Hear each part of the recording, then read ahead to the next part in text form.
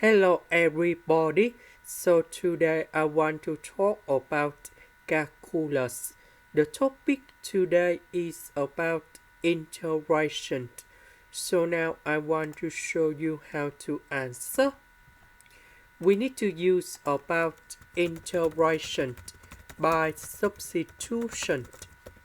So I will put about u equals to this one.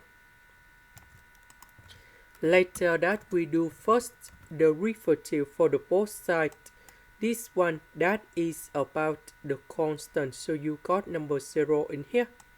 This one we have 6x to the power of 5. Because we don't have number 3 and number 6 next to x to the power of 5. So we need to divide both sides by number 18.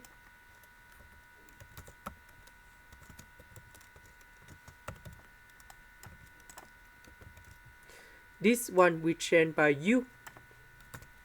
S to the power of 5 dx we change by this one. So the integration of this one we have ln of the absolute value of u, and I will put about c. About u, that is about this one. This is the end. Thank you for watching.